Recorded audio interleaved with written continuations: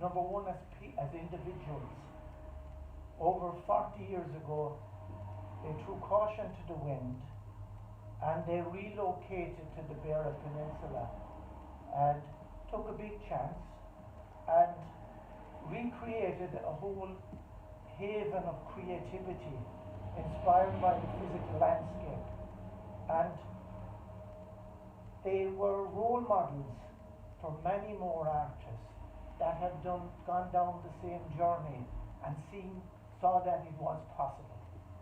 And that have made a major contribution, not alone to the art world, but to the Parry Peninsula. So, from that point of view, I have admired them, and so have many other people. And their expression, they're totally different. Cormac is a ceramicist, and Rachel is a sculptor. And I wouldn't be into art, but I've admired their work over the years. And they're but what's unique about this exhibition is they, like Bill Clinton once said, make change your friend. And this is a whole new development for both as well. Rachel I've seen her work as a sculptor. It is so intricate, so time consuming. She has spent maybe years on one piece.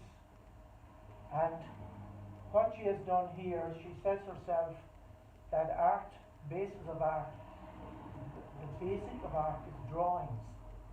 And what she has done here is amazing drawings of the human senses. That this was inspired by a 19th century Indian artist that did a painting on the human senses, and this is Rachel's interpretation, and which is amazing, the detail and the intricate. Cormac, on the other hand, has gone a whole new route way, black on black, but he has a series of ceramic, black and black, sketches that he has accumulated over the years while on holidays, and he says there are good sketches and he says there are bad sketches, but it's a combination, it's amazing. And he also has a video of the most interesting sketches. But what I admire about Cormac's work is that he built his own kiln. The work is his interaction with his hands and the terracotta clay, and he lets it evolve, and he brings his own creativity to it. And this has evolved, and you can see how it has evolved here in the black and black. So it's an honor for me to introduce their exhibition, the Jewel exhibition. I know that I'm not from a background of art. I come from a background of physical education and sport. But there's a correlation between sport and art in terms of creativity. I know when I started teaching physical education, we imposed everything on the student. And then the work of the teachings of Socrates, who existed 2,000 years ago in Athens. He says, tell me, I'll forget. Show me, I'll remember, but involve me, and I will understand. So what, in the sporting sense, we began to, instead of imposing ideas on teams or individuals, we created situations where they had to work it out for themselves. And in doing so, sport became much more creative. Individuals' interpretation of skill and technique was their interpretation. They brought it, and suddenly people bought into it. So it's the same thing with Cormac and Rachel about letting it flow and not interfering with each other. In fact, you can see it in their own, where they live. They have their separate, very separate workshops as well. And before in fact, we're talking about Socrates and involvement. No matter what I would say would do their work, we'll do it, give it credit.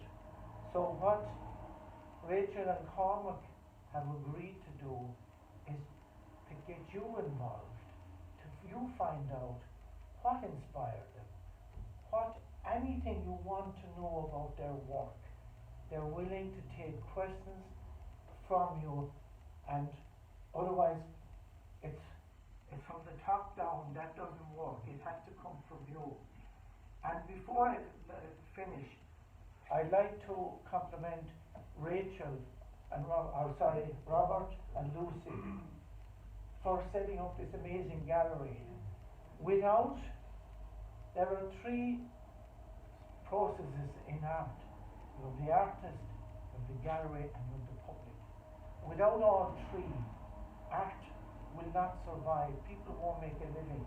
So it's so important to see such a wonderful turnout.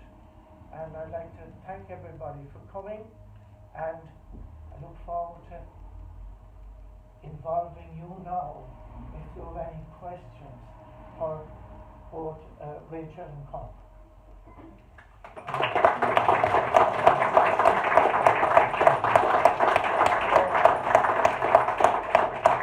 If we could find out the real secret. Yes? Hi, Cormac and Maggie. I'd like to ask you about your black-on-black pieces of work. Oh, okay. The actual materials that you use to make them and how you get the different texture and finish. Okay. Maybe I'll talk through one of my pieces, shall I? Maybe that'll do work. So first of all, just a clay process. It's a clay which I make this form, the shape in, I press it out, and then I give it this form. You see this kind of slightly convex form? And I was thinking the other night, using convex form, you think of a flower, and you think of looking into a flower and all the amazing things in it, how it draws a bee in irresistibly into the flower, and it has that containment sort of sense. So I think I like that form there, how it pulls the eye into the shape.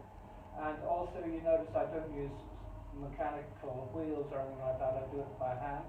So for me the shape is a sculpture. And then the next stage, having fired it, which makes the clay, this particular clay, a deep black, is to put on a line. And the way I put on the line is having a rubber bulb with a nozzle on the end and this kind of cream-like constituency glaze, which is a black. And I squeeze it onto the pot, onto the plate, in relationship to the shape of it. And in practice, I was doing 3 or 4 of these pieces before one worked out to my satisfaction. So they're not representative of anything. I was just enjoying the line in relationship to the particular shape. And the fact that I was squeezing it out from a bulb-like thing means that when the hand was slow, more came out. When it was fast, less came out. So it gives a kind of dynamic within the line itself. And then I put on another color, another black over it, which is this kind of coal-like anthracite type color. I like that texture. But then I left, well, most of them, not this one particularly, but most of them I left a bit of clay, the black clay around about it. So this background anthracite-like clay color has its own composition as well, which is related to the lines and to the shape. And then finally I gave it a kind of obsidian, deep, shiny black on the edge. So there are 4 blacks. I was working with 4 blacks there. That's it. I don't know what that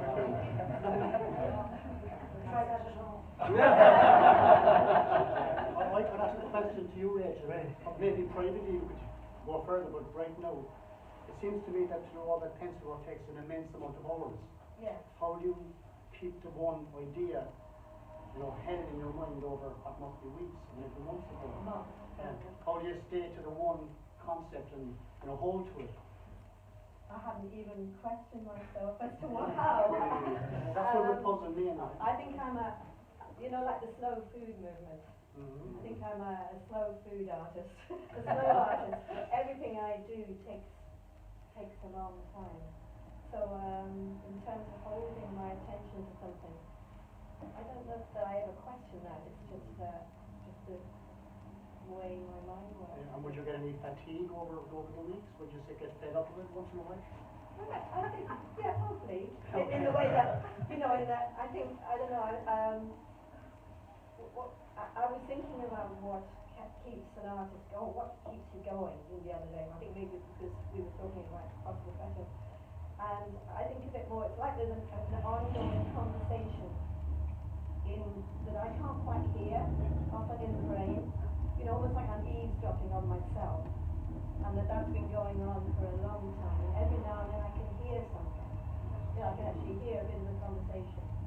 And I think when I first saw that picture in this exhibition in the British Museum, which was in this exhibition called The Garden and the Cosmos, which is where these pictures come from, there was at that moment being able to hear something. I don't know whether it makes sense, but if you're looking for a car, you see cars everywhere.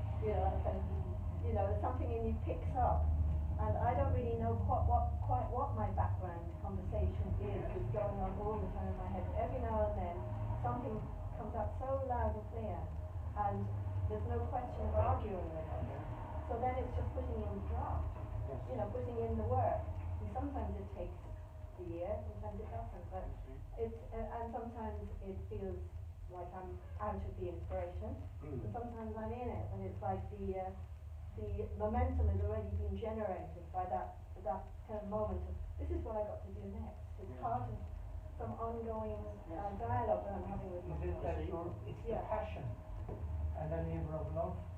I'm not sure if it's even passion. It's more like it's like almost like saying this is what you've got to do next. Something in me is being given directions from something that I actually don't know where it's coming from. And I don't want to argue with it.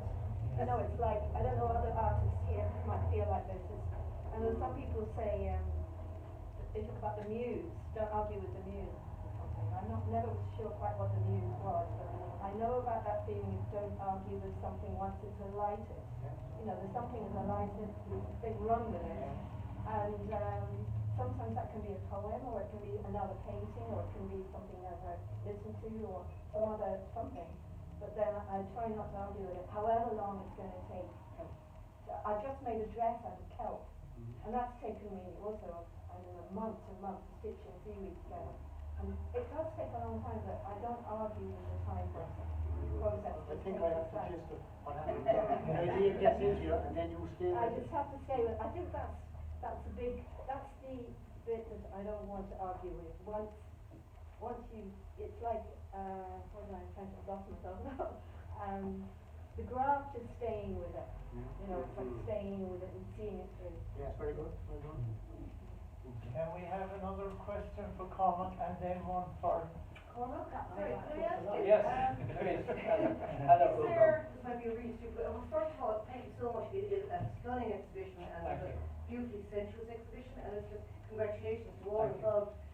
Is there a connection, a conscious connection between your drawings and your ceramics? I'm just seeing a kind of, I'm sensing the use of line. There's a similarity to kind of an edginess in it, and I was just curious, is there something going on there or not? I don't think it's much a conscious thing, but I mean it's a light line, because you probably noticed in my ceramics whether they're colourful or black and white. Line is a big feature in it. Yeah. So with the drawings too, which by the way I'm not a full-time drawer. I mainly just draw on holidays really, and on other occasions. But the same thing, I just love line within a contained space. Whether it's the edge of the ceramic or the edge of the paper and where it goes and so on, and then playing around with that later on. And in those sketchbooks outside on the back there, which everybody's very welcome to browse through. Bad drawings in there too, as good drawings, because they're only kind of personal drawings, those ones. But I mean, those are kind of. I'd be sitting outside and looking at the river there, and maybe somebody asked me this earlier on. It would be almost. I'm not kind of representing it, but I'm kind of using that as a starting point to enjoy just working with the pen or whatever it is, and taking that back. And then I will use those sketches later on sometimes as a foundation for my design on the ceramic. Yeah. So there is a big link there. Yeah. Thank you. Rachel? I might ask you, I think that you're drawing very useful, and it's very nice to see that somebody is kind of making major progress in the process of drawing, because you usually associate drawing with as a means to an end rather than finished work. Why did you choose drawing as opposed to any other medium to make these things, and what kind of relationship do you have with drawing overall? Yeah. That's a hard question for me to answer. I think I wanted to, my dad was a scientist, and there was something about the imagery in, again, like going back to the picture in the garden and the cosmos, that seemed very diagrammatical, you know, something kind of schematic, you know, all those repetitive, you know, that to me it's almost like someone is trying to represent something that hasn't got, is formless, like water or consciousness or something.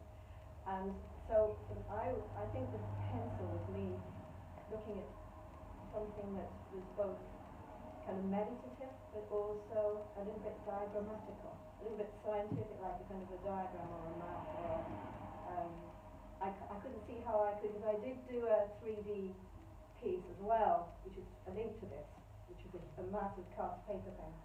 But these were much more intimate, kind of diagrammatical.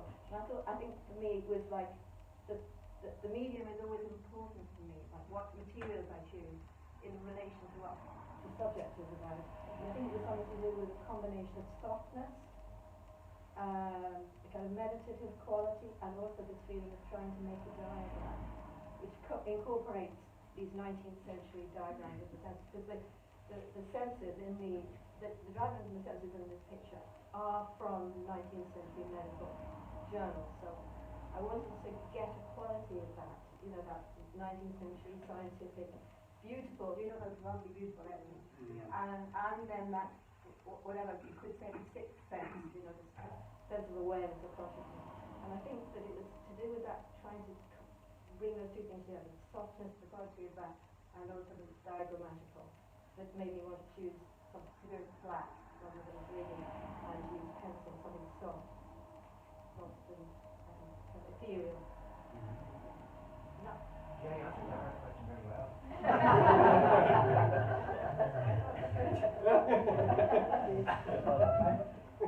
Any other questions? Yeah, I have one, if I may. I'm not an artist at all. I have a husband who is. Do you critique each other's work? Because occasionally he'll call me in and say, what do you think about this? And sometimes there can be a bit of a, what I think as a non-artist, conflicts with what he's trying to do, because we see it differently. Yeah. And now you work in different mediums, and presumably you see things differently too. Well, I just mentioned, just first of all, just briefly from my own perspective. I mean, when I'm working, my work is organic in the sense I start off with something, I haven't got a fixed idea of where it's going to go. So I'm in a sense of uncertainty until it's complete. So I find it very difficult for anyone to be making comments until I've got to the end clearly myself. Heaney said something, and I will not say what he said, but I will say what he said, but I won't say it in his words. But it's something about dipping into the well of your own deep knowledge. That's the well which resonates with me. I'm deeply my own critic with my own work. But there comes a stage, like setting up this exhibition here, where I have maybe 20 pieces, and the person I trust most to select the best pieces to go together would be Rachel. So that stage, very much a help. And what about you, Rachel? See, I'm greedy, I've got a question for both of you. I don't know. I don't know if I'm not sure if I ever really asked him. No. Yeah. So no more answering, okay. I live among a community artist in Alaheen, and there are a few others in here too today.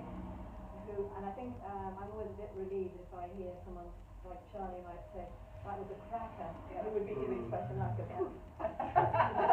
That's good old Cormac might say, yeah, you know that you caught that one. But I tend not to ask anyone.